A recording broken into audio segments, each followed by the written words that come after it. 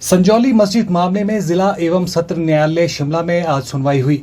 मुस्लिम welfare society Paonta Sahib, Jama Masjid management committee Bilaspur और अल हुदा educational society मंडी ने नगर निगम शिमला के आयुक्त कोर्ट के निर्णय को चुनौती दी है। पिछले हफ्ते दायर की गई याचिका में कहा गया है कि मस्जिद कमेटी के अध्यक्ष मोहम्मद लतीफ ने जो शपथ पत्र आयुक्त कोर्ट में दिया है वो उसके लिए अधिकृत नहीं है।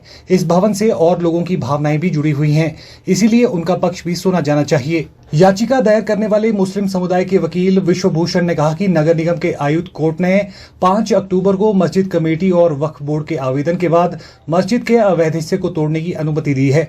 उस पर संस्था ने कोर्ट में अपील दायर की थी। कोर्ट में आज सभी पक्ष शामिल हुए और अब ये केस 11 नवंबर को फिर से लगेगा। सर, अपील की है हमने फाइल, जो कमिश्नर साहब का ऑर्डर है उस ऑर्डर के अगेंस्ट हमने अपील फाइल की है यहाँ कोर्ट में, और वो हमने पहले की थी। आज दूसरी डेट लगी है उसमें, और अब 11/11 को रखी माननीय कोर्ट ने।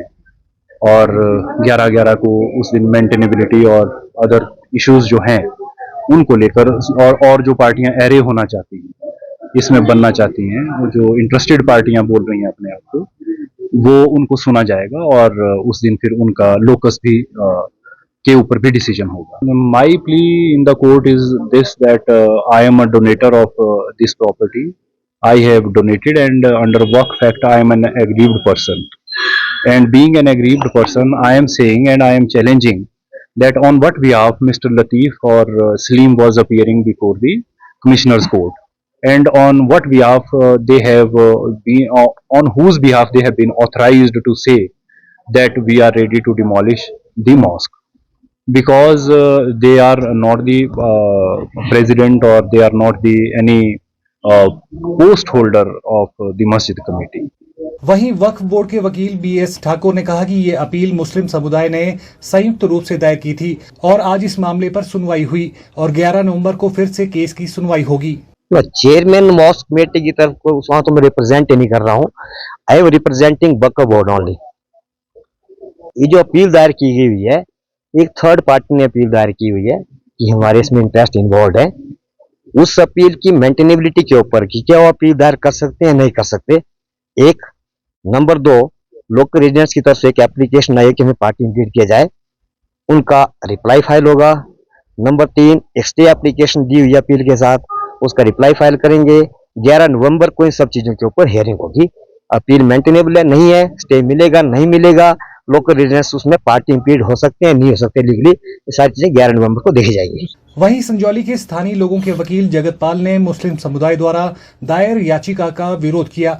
उन्होंने कहा कि आज कोर्ट में मुस्लिम समुदाय द्वारा दायर याचिका पर सुनवाई हुई और अब ये मामला 11 नवंबर को फिर से लगेगा। उन्होंने कहा कि वे इस मामले पर पूरी तरह से आश्वस्त हैं कि अवैध मस्जिद की मंजिलों को शीघ्र गिराया जाएगा। सर, हमारी जो एप्लीकेशन है, जो 21 अक्टूबर 2024 का जो माननीय हाईकोर्ट का जो ऑर्डर है, उसमें उन्होंने हमारे को ये डायरेक्शन दी है कोर्ट को कि जब भी आप इस केस की सुनवाई करें तो स्टेक होल्डर को बिना सुने इस केस की सुनवाई ना करें।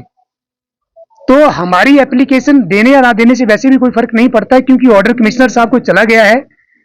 और अदरवाइज जो 5 अक्टूबर 2024 का जो ऑर्डर था कमिश्नर साहब का, उसमें कंप्लायंस जो है 21 दिसंबर के लिए रखी गई थी, लेकिन जब हाईकोर्ट ने टाइम बाउंड कर दिया है और टाइम बाउंड 20 दिसंबर को खत्म होता है, तो जो ये केस है पहले ही प्रीपोन कर दिया जाएगा और स्टेक होल्डर्स को भी नोटिस किए जाएंगे कमिश्नर कोर्ट के द्वारा, क्योंकि हमारे को सुने बिना इस केस का फैसला नहीं हो सकता, क्योंकि हाईकोर्ट ने ये ऑर्डर कर रखा है।